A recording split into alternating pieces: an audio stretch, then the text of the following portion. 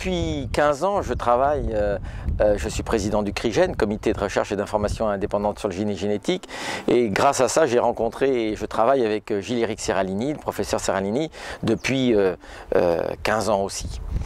Et donc ça a été un grand changement dans ma vie, puisque de médecin libéral au cabinet au quotidien, je suis passé aussi au laboratoire pour faire des études et rechercher l'impact des pesticides et des produits chimiques sur la santé. Je suis tout à fait en accord avec les objectifs du pacte, c'est-à-dire il va falloir changer le système social dans lequel on vit, car pour l'instant il n'est plus soutenable. Et il n'est plus soutenable pour moi en tant que médecin en termes de santé publique. Et ça c'est très important, il faut qu'on passe d'une société du soin que l'on fait bien à une société de santé. En 1948, la santé, la définition, c'est un état de bien-être physique, psychique, social et pas uniquement l'absence de maladie. Or, depuis 1948, que faisons-nous? Nous ne faisons, nous, le corps médical, nous les médecins, nous ne faisons que du soin. Et certes, on le fait très bien. On le fait très bien aidé par les nouvelles technologies, etc. Mais en tout état de cause, on ne fait pas de santé. Et pour l'instant, nous n'avons pas de ministre de la Santé, nous n'avons pas de système de santé, nous n'avons qu'un système de soins. Et ça, c'est fondamental. Quand on fera le changement et qu'on passera à la santé, c'est-à-dire qu'on fera en sorte de maintenir la population dans de bonnes conditions de vie pour qu'elle ne soit pas malade. Si j'ai une loi à demander, c'est déjà de demander la transparence des études toxicologiques qui permettent la mise sur le marché de tous les produits chimiques, dont les pesticides.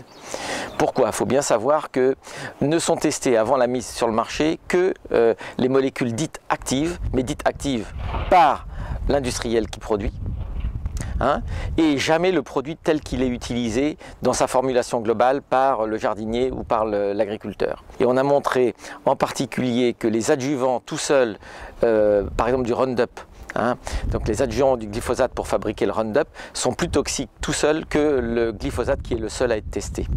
Et on a montré aussi que, comment dirais-je, cela est vrai aussi pour tous les autres pesticides. Et dernièrement, cerise sur le gâteau, nous venons de montrer que les adjuvants du Roundup sont tout seuls des perturbateurs endocriniens.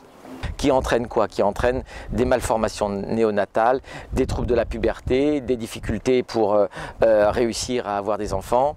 Et c'est un vrai problème de santé publique à l'heure actuelle. Si toutes ces études avaient été à la hauteur de l'objectif escompté, c'est-à-dire protéger les écosystèmes et les humains, eh bien ça se saurait parce qu'on ne serait pas dans cet état-là. À l'heure actuelle, si j'avais cette baguette magique dont vous me parlez, eh bien on supprime toutes les maladies en France. Que se passe-t-il si on supprime toutes les maladies? Eh bien, ipso facto, le PIB dégringole et la France est en faillite. Pourquoi? Parce que les dépenses de soins, font partie du PIB. C'est-à-dire qu'on est dans un système contre-productif qui veut dire que plus les Français seront malades, meilleur sera notre PIB. Donc il va falloir aussi changer nos indicateurs de bonne santé de la population. Voilà un challenge, mais c'est un challenge fabuleux et c'est pour ça que je suis là pour soutenir le pacte des jours heureux.